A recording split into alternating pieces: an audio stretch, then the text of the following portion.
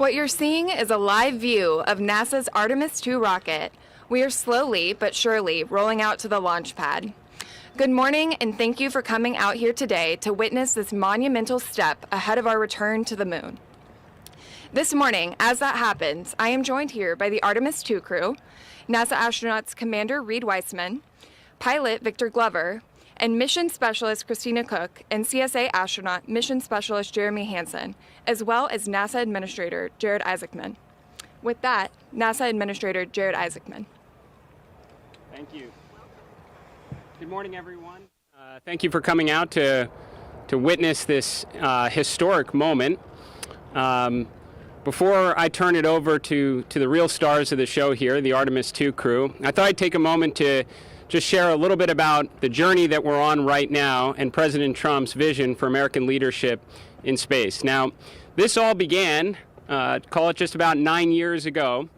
President Trump established the Artemis program, committed America to returning to the moon. Now, none of this should be a surprise.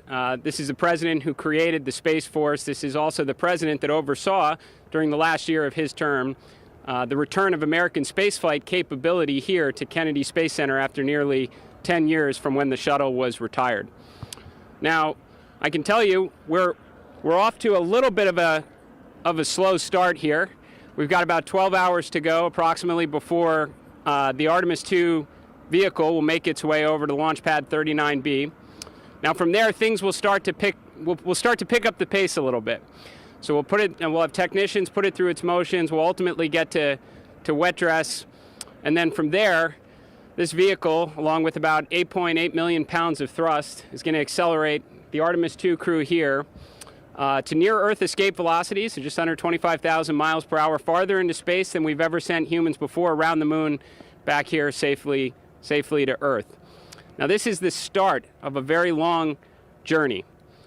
Now, we ended our last human exploration of the moon in Apollo 17, the 17th mission. Now, I hope someday my kids are going to be watching, maybe decades into the future, the Artemis 100 mission. Now, we're talking about a lot of repeated missions, humans and crew members and cargo going to and from the lunar environment. Now, the architecture you see behind us here with SLS and the Orion spacecraft is just the beginning. Now, over time, launching missions like this, we are going to learn a lot. And the vehicle architecture will change. And as it changes, we should be able to undertake repeatable, affordable missions to and from the moon. And in that same vein, just as we begin, the cost to undertake a mission like we're going to undertake with Artemis II is not inexpensive. But where it'll go as we learn and gradually incorporate reusability is what's going to enable missions like Artemis 100 and beyond, right? And why are we doing this? We are doing this to fulfill a promise to the American people that we will return to the moon, a promise to all of the pioneers, the engineers, the scientists, the astronauts, the researchers from the 1960s, of which laid the foundation that we are standing upon right now. We'll do it inevitably to figure out the orbital and lunar economy, for all of the science and discovery possibilities that are out there, to inspire my kids, your kids, kids all around the world to want to grow up and contribute to this unbelievable endeavor that we're on right now. And before I hand it over to Commander Wiseman on this, I just want to acknowledge the contributions from literally the army that we have at NASA that shows up to work every single day to try and change the world. We don't do it alone. We have commercial partners, we have international partners that are involved in this, but we have thousands of people that have brought us to this moment. The thousands of people that have been working near 24/7 preparing us for this rollout, the thousands of people across the country that trained and prepared this crew to undertake this mission, the controllers that'll look out for them on space, the recovery crews that'll bring them safely home to their family at the conclusion of their 10-day journey. So with that, ladies and gentlemen, this is your NASA. Commander. Thanks, Jared. Appreciate that. You said we're off to a slow start, but I heard Ike's going to go over there after this and drive, so we'll pick it up. The relative motion looks good, though. What a great day to be here. On behalf of myself, Victor, Christina, Jeremy, Administrator Isaacman, thanks for having us out here. And this is a great way to start rollout morning at Kennedy Space Center. I just want to build on what you just said about these teams. We see this beautiful hardware behind us, the SLS, the Orion. But for this crew, we've been on this journey for about 2.5 years. And we truly look at that and see teamwork. We see global cooperation. We see a strong nation leading the way. You look at those white boosters on the side. We've been out in Utah. We've met the men and women that are assembling them, that put them on rail cars and send them down here to the Cape. The core stage in the center, built by Boeing. Jeremy and I were there at Michoud when that thing got loaded on the barge and shipped down here with the RS-25s, tested at Stennis, assembled to the bottom of that rocket. The interim cryogenic propulsion stage, we met that whole flight control team out in Denver with United Launch Alliance. Building up into the European service module, we were in Bremen, Germany, meeting the Airbus team that has assembled that, and the European Space Agency, and then up to our Lockheed Orion. We've spent so many countless hours in that vehicle preparing. And then you look just to the left here at launch control. It's almost eclipsed, well, it is eclipsed by the VAB. Charlie Blackwell-Thompson leading her team and the exploration ground systems folks, that they have hit every single milestone for the last year to get to where we are today. They've hit every single one of them. It is awe-inspiring. And then back in Houston with our flight control team, led by Jeff Radigan and our launch directors, we really are ready to go. We were in a sim for about 10 hours yesterday, doing our basically final capstone entry and landing sim. We got in T-38s last night, and we flew here to the Cape to be here for this monumentous occasion. With that, I just really want to say thank you to all the press that are out here getting our message out. It's very important. And hand it back to Bethany. Thank you. And with that, we will open the floor to questions. There is a mic over here on the left, and we ask that you limit to one question each so that we can get to as many people and questions as possible. Hi, Marcia Dunn, Associated Press for Mr. Isaacman.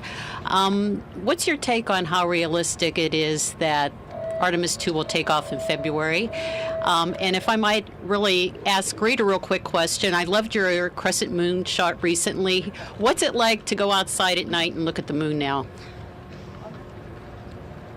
So I guess take the first part of the question. I mean, we're continuing on with our Artemis II preparation campaign. I think we've held schedule pretty well, getting to roll out today. So we'll get out there, we'll put it through its motions, we'll get through wet dress. We have, I think, zero intention of communicating an actual launch date until we get through wet dress. But look, I mean, that's our first window, and if everything is tracking accordingly, I know the teams are prepared, I know this crew is prepared, we'll take it. We like that answer. Going out and looking at the moon at night, I'll hand this all down the line. I'll be brief, but I think one of the most magical things for me in this experience is when I looked out a few mornings ago, there was a beautiful crescent in the morning sunrise, and I truly just see the far side. So it was a waning crescent here, so it's a waxing gibbous on the far side, and you just think about all the landmarks we've been studying on that far side and how amazing that will look, and seeing Earthrise, those sorts of things, just flipping the moon over and seeing it from the other perspective is what I think when I look out right now. Mike? Yeah, thank you for that question. It is definitely different now, but it's also kind of like asking a kid how they feel about their homework. You know, it's a part of what we've been studying and training for. And I go outside, and now I think of it in a very different sense, that there's some scientific value in what we say about what we see. And we had a sim months back where when we walked out in the parking lot, Christina and I were standing there, and I had this overwhelming feeling that, like, wow, what science about the moon does in the future is going to at least be affected a little bit by what we say about that view. And so that has changed how I look at the moon since. And my dad asked me when we got a sign, do I see it differently? And I didn't right away, but I definitely do now because of that great team that we have getting us ready to do science. Nana? I think for me, what I see is the fact that all the people here on Earth, when they look up at the moon during our mission, before our mission, after our mission, during Artemis III and missions beyond, all the way to Artemis 100, they'll know that not only have we been there in the past, but we actively go there. We send people there because we're humans that must explore.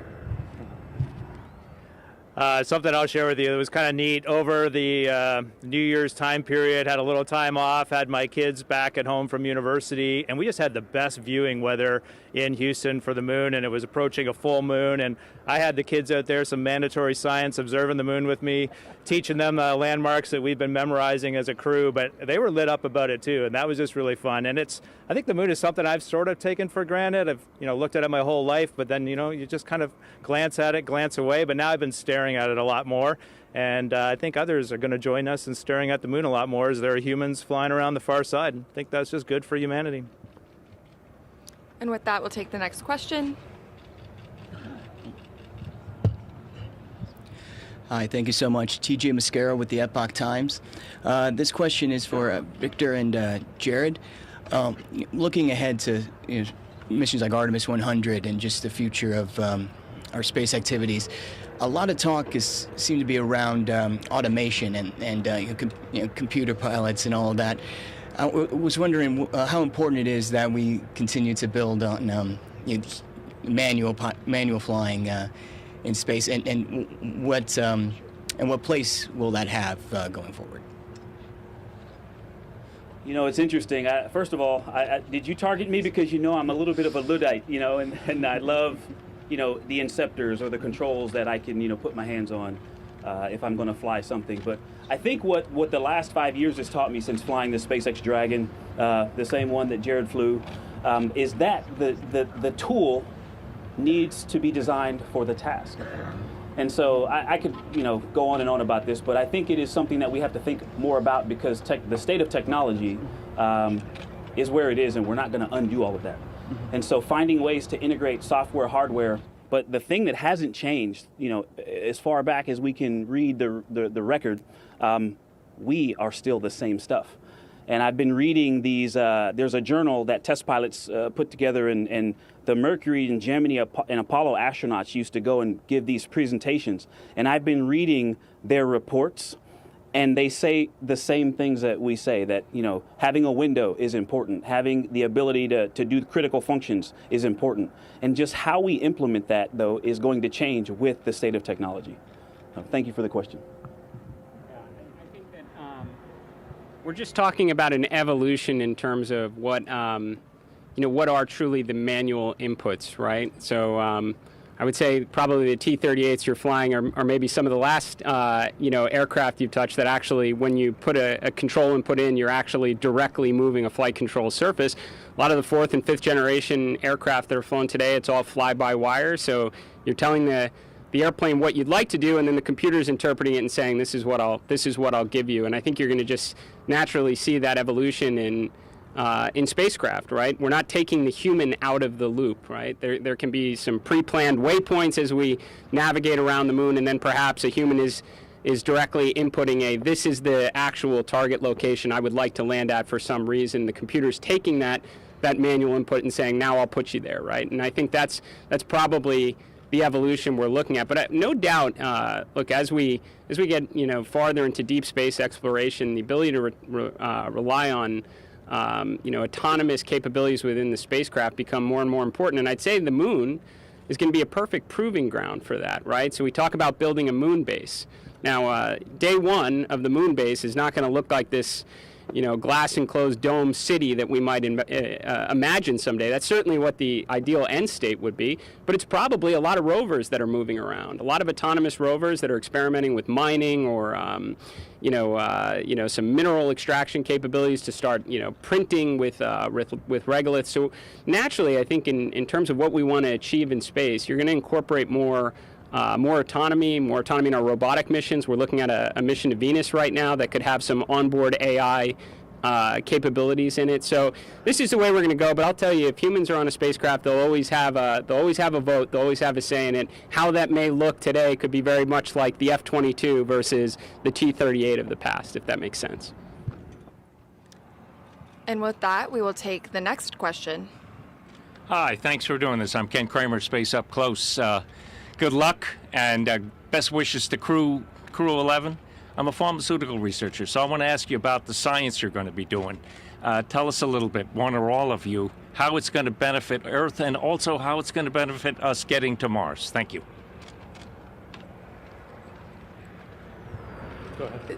I think that's a great question. One of the reasons that these missions are so important is the discovery and the knowledge that we bring back to Earth, and that is the entire point. We have both lunar geology science and we have human research on this mission. Human research is that we're participating in, everything from how we can top perform, behavioral health, immune response in space, which is a fascinating physiological response that humans have to microgravity. And there's a really neat new type of technology we're flying, an experiment called Avatar, where we're actually using chip, organ on a chip technology, cell on a chip technology to mimic how our cells, our bone marrow cells, will respond to microgravity in the radiation environment, to bring that science back to Earth, to understand how we can more efficiently send humans deeper into space and how we respond. So it's really exciting. We're happy to be a part of all that science. And talking about the lunar geology aspects a little bit, the moon is like a witness plate for everything that's actually happened to Earth, but has since been erased by our weathering processes and our tectonic processes and our other geologic processes. We can actually learn more about solar system formation, more about how planets form maybe around other stars, more about the likelihood of life out there, starting with studying the moon. And I think that's something that question is, in my opinion, one of the biggest philosophical questions of our time. And I think some of the first steps to answering it start with this mission. With that, we'll take the next question. Good morning. Jeff Faust of Space News. Question for the administrator. As we're preparing to go around the moon with Artemis II, I wonder if you can give us some thoughts on your plans for ensuring Artemis III can land humans on the moon by 2028. I know you've met recently with SpaceX and Blue Origin about speeding up the lunar lander development, but what should we be looking for in the months to come in terms of getting Artemis III, keeping it on schedule, or at least ensuring a landing by 2028? Yeah, it's a really good question. So one, we will just continue to be, as transparent as we can as we make progress towards the Artemis III mission. The way the public can best follow on and probably measure progress is just observing launch rate. I mean, that is absolutely the key to, unlocking the capability that'll be necessary to bring our lander to the lunar environment and bring astronauts down to the surface. So. I will say I did meet with both Blue Origin and SpaceX on their acceleration plans. These are both very good plans. I would say they both reduce technical risk from where we were before, so that's good. But in the end, it's going to come down to launching vehicles very frequently to learn. Learn about prop transfer for sure, but you're going to need reusability in order to do that. So I'd say if we're on track, we should be watching an awful lot of New Glenns and Starships launch in the years ahead. And we'll take the next question. Good morning. Irene Klotz with Aviation Week in Space Technology. Sorry for the sun. For Jared, you've ridden a couple of rockets. You've seen launches and you've seen Starship up close and roll out. Could you tell us what you think is special about this rocket, and if your opinion has deepened or enriched in the month that you've been an administrator? Well, I appreciate the question.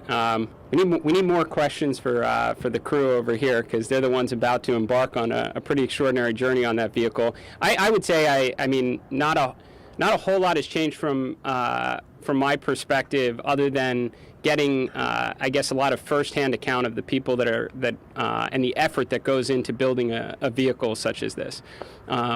And even more of the history that led up to this. Even just walking inside the VAB, which I've seen it I don't know how many times from the exterior, and then you go inside.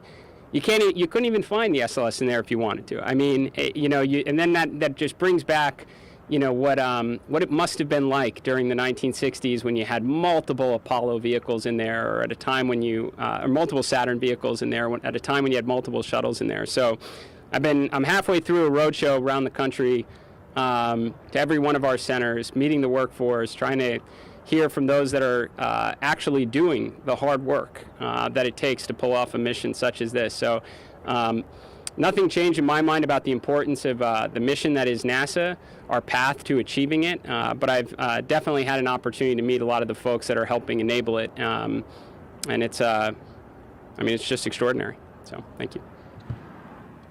We'll take the next question now.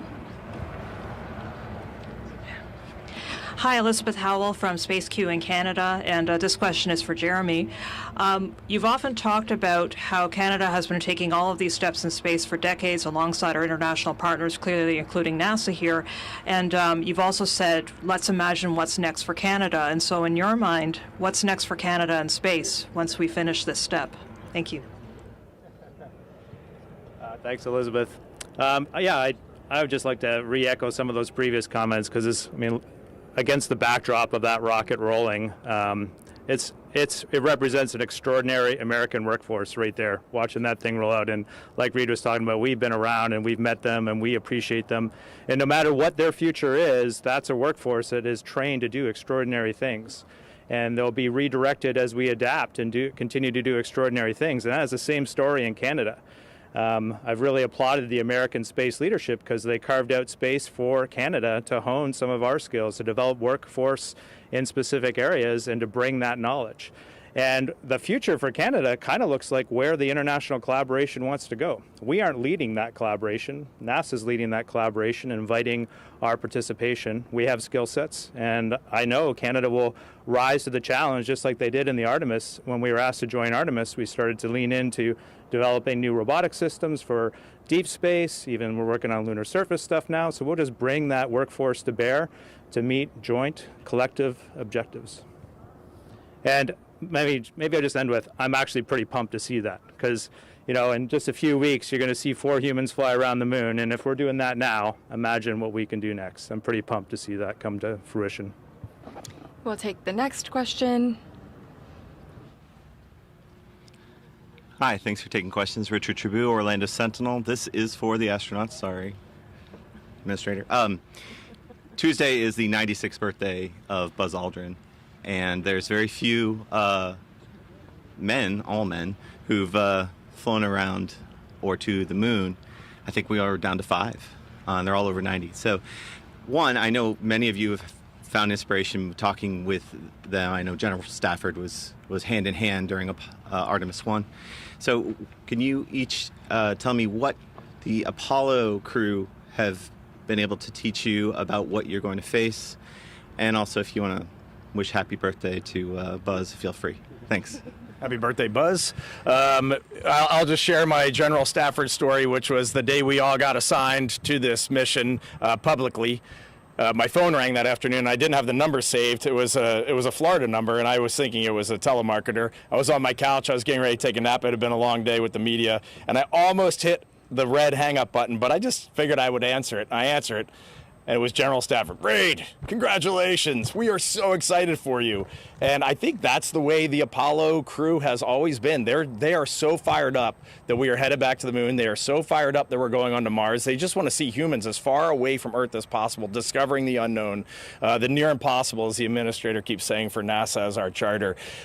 So we really love that. I also want to say, we grew up in the shuttle era, and we grew up in the International Space Station era. And 3 of us have been up there, and Jared's been in low Earth orbit. He knows what that feels like. So we do feel like this is an Apollo legacy, but for the 4 of us here, we are standing on the shoulders of the International Space Station and the science, the research, the long duration exposure they have had and what we have learned up there.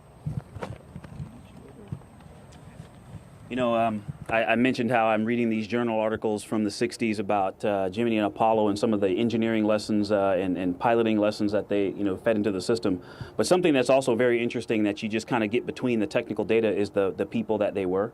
And I do find a lot of inspiration in that, just understanding some of what their families were going through, what they were learning, or what they didn't know they were learning. As we look back, we have the benefit of hindsight.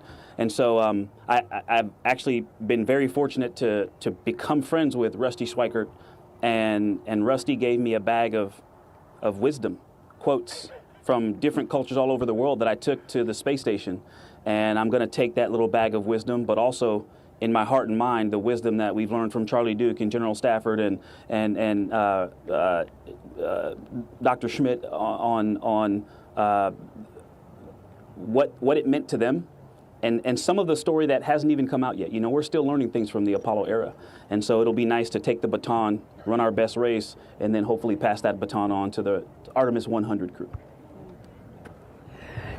I think what they've taught me goes beyond the technical tidbits and things of that nature. And the biggest thing I can talk about is camaraderie. They taught me camaraderie because I've had the privilege of interacting with them for actually over 25 years now through a scholarship foundation that they give back to or gave back to. And then more recently at NASA Remembrance events, which are kind of little reunions in a lot of ways for the Apollo astronauts. And seeing the way they interact with each other, seeing the way they tell stories and the way they still love each other and being around each other and what they went through together and how that bonded them has been really instrumental for me in appreciating every single day with my crew and with the larger teams.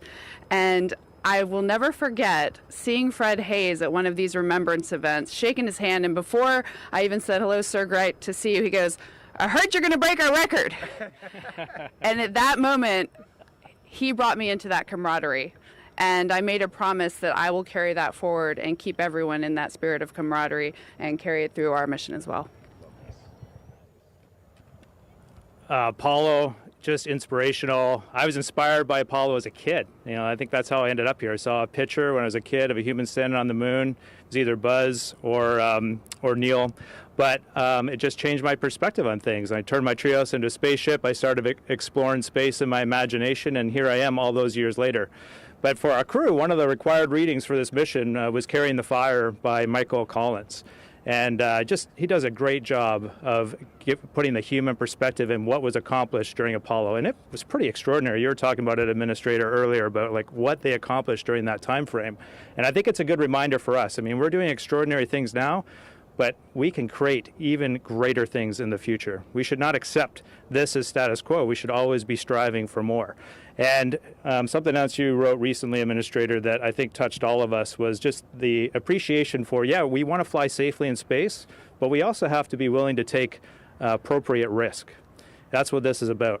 And when we were reading Carrying the Fire, this is the part that really got my attention. Michael Collins jumped on a spacewalk from one Gemini spacecraft to the Agena. That's extraordinary. That is truly extraordinary. And so that was a courageous example, but they also weren't cavalier. They were taking calculated risks. And I think it's a great example for us to remind ourselves, hey, we're going to go out there, we're going to take some appropriate risk, and we're going to accomplish some extraordinary things. We're going to have some failures, some setbacks along the way, and then we're going to pick ourselves back up and keep going. We'll move to the next question. Hi, Kristen Fisher with The Endless Void. It's so great to see all of you on such an exciting day. You four are about to fly farther into space than any humans have ever flown. And with that comes some inherent risk, like you were just talking about, Jeremy. And so my question is, we've heard a lot about your training, but how are you training your loved ones? How are you preparing your families in these final weeks as you get ready to leave them behind on Earth? Trying to train them honestly and openly is the best thing you can do. We just had all of our families together about a week and a half ago at the astronaut quarantine facility at the Johnson Space Center. That was one of the cooler moments in all of our training, just sitting around with our families around a conference table, and NASA was briefing them on the mission. Fellow astronaut Randy Bresnick, who was our technical lead, came in and gave them an amazing overview of the mission profile and the Orion spacecraft. And then there are the more personal touch points. I went on a walk with my kids. I told them, here's where the will is, here's where the trust documents are, and if anything happens to me, here's what's going to happen to you. And that is a part of this life. I actually wish more people in everyday life talk to their families in that way, because you never know what the next day is going to bring. So it's just important to be as open and honest as you possibly can. And then the other neat thing that has happened amongst all of us is our kids know each other, spouses know each other, we all text each other. It has developed this foundation that I know, even though it's a 10-day mission, I just know who everyone is going to lean on to get through this together while we're up there. On launch day, we've got the easiest job. We really have the easiest job. We've trained for this, we know exactly what to do, and it will be good. It's our families that we think about the most on launch day.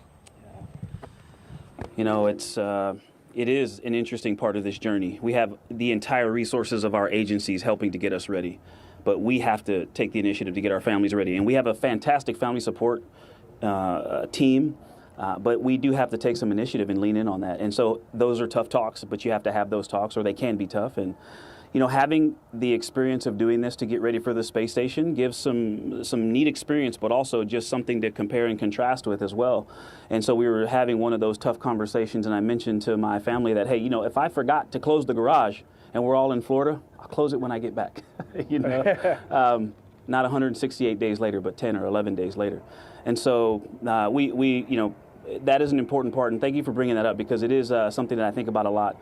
And I am also really grateful that we have. I was actually just talking to Jared's family about when we were here to watch the Polaris launch. I was here to support a colleague and their family while they watched their loved one launch. That's my favorite role in this office. That is my most cherished, honored experience that we get to do with and for each other. And we have some folks that are going to be supporting us. 2 of them are here, our backups, Jenny and Andre. And we have escorts that are assigned to each of our families. And I just wanted to give them a shout out. We've all got someone, an astronaut, that is going to be with our family members when they're watching launch, which can be this terrific and terrifying moment all at the same time. And so I'm just really grateful to that team that helps us to get ready. I think for us, in addition to all that, it's 2 things. First of all, I love talking to my husband. He's been very acquisitive about the actual technical aspects of the mission. These guys know my husband. So, we're talking about what are the big milestones? What are the risky parts? When can he sigh a sigh of relief? When does he need to be glued to the TV? And talking about some of those technical things, every once in a while we just get a question that comes out about the vehicle or how the mission's going to go. And then the second one is just a little more practical. I really have to make sure he knows that it's not like the International Space Station where we can just make a phone call. So he's not going to be able to call me and ask where something is in the house. He's going to have to find it. That's been a big one for us. Pretty similar for my family. Over the holidays, though, we did watch some Artemis I launch video and entry video just to kind of point out a few things that can catch you off guard, like when the main engine's light. It does look like for a few seconds the rocket is blowing up, and then it launches. So letting them know about that. Also, the re-entry, what they can expect to see and maybe not see and not hear from us, and that's normal, and there's just a lot of different stuff there. And so during those times, just be calm and patient and not make any assumptions. And then the other thing I told them, maybe this is good for all of you, is during the mission, it's the first time we put humans on this rocket. And so we've done a lot of testing of these systems, but when we get to space, we will probably see signatures that look a little bit different from testing. Maybe not a lot different, but a little different. And then the team is going to do what the team does, and they are going to worst case scenario everything. And so if you hear any of it, it might sound really bad. It's probably not that bad. We're just going through what's the worst case scenario, what's the next worst failure. And that's probably going to be par for the course on a mission for the first time with humans on it. Can I take a little license here and I want to just say something to you all. Thank you for being here and helping us share, all of this perspective and time with and gratitude with the world. But you all have a really unique role. And what Jeremy said just reminded me of this, how we talk about this is going to be based on how we think about this, what you believe. And this is a test mission. This is the first time. If we aren't pointing the thing right exactly at the spacecraft, we're not going to get that high definition downlink. And we could go, oh, darn. Or you could say, this is hard. And they're safe. And they're going to be back here in a few days. And so how we talk about those challenges, how you all talk about those challenges is going to affect how the world sees this. And what we're doing is we're swinging for the fence, trying to make the impossible possible. And so I would just encourage you to think about that as we all go on this journey together in a few weeks. And with that, we'll take one last question. Will Robinson-Smith with Spaceflight Now. Thank you for the opportunity. You all had the chance to go down to the pad when the ML was there. You've had the chance to get up into the rocket when it was inside the VAB, but pretty soon you'll have the chance to go back to the pad with your rocket and spacecraft there. I know you are liking to stay, focused on the mission and preparation, but can you imagine for the rest of us that don't have that experience of what that day will be like, the first day you get to go out to the pad when your ticket to ride is there? Thank you. I'm going to start with the simplest human element, which of course it's going to be amazing and all that, but I want to reflect back a month ago for our countdown demonstration test. We were in the vehicle assembly building. We were in Orion. Everything was fully powered. I was the first one to get in the seat. Ike gets into seat 2 next to me, and I was like, Ike, look, the dim button works on the display. And he's like, no way, because in our sims, that button doesn't work, and we can't dim the display at all. And I just want you all to remember, we are 4 human beings getting in this magnificent spacecraft, and sometimes the simplest things put a huge smile on our face. That human piece, I actually try to keep a lot of that to myself. I think there's a time and a place for it, and so excitement, for example, is something I get asked about a lot, and I don't let that out often. I think it can become a distraction, or it's a long story. I won't share it with you now, but I can tell you this, having walked out to 39A and saw a Falcon with a Dragon sitting on top of it, there was I'd say 300 milliseconds where I thought, I'd just be embarrassed if I walked out of this and said, I'm not doing this, that's crazy. But then I stood there in awe that, wow, we're actually about to go fly that thing. And then when they got to 10, 9, it was like, oh no, we're gonna fly it now. And so I actually look forward to that, even though I am focused. I'm glad you started with that. I am focused. I'm not excited. I'm focused, but I look forward to a moment like that with that beast. As astronauts, one of the qualities that we talk about a lot is adaptability. This idea that, yes, you train and prepare for everything, but the most important thing is that you're ready to take on what you haven't prepared for. And so one of the things that these 12 years I've had in the astronaut corps has trained me to do is to not have expectations. So today is a day I trained myself not to expect. But looking over there, that's an amazing feeling. I think that on the day when we climb in, I always have heard this adage, and it turns out it's true. Astronauts are the calmest people on launch day. And I think we do that. It feels that way because we're just so ready to fulfill the mission that we came here to do, that we've trained to do. We are so ready to just give back that it gives us this intense feeling of calm and readiness. And I hope and try not to expect that I will feel that way. Last time we walked across that pad for the countdown test that Reid was talking about, and you go up the first elevator and you're on the bottom of the launch pad and you walk by the bottom of the solids and the 4 RS-25s, and even in that moment, it wasn't fueled and it wasn't creaking and moaning and it didn't look super scary, but in that moment, one of the things that I felt was gratitude. And I just see people when I look at that rocket. And people have poured their heart and soul into this vehicle, and it's truly extraordinary. And they're 24/7 here across the country, around the world. People are just pouring their hearts and soul into doing this because they're fired up and inspired by what we can accomplish. And so I know I'll feel a lot of things on that day, but there will be a fleeting moment at least of gratitude. And we are actually going to take just one last question, and then we will wrap this up. Yes, thank you. Oh, there we go. Thanks. Sorry, a little short.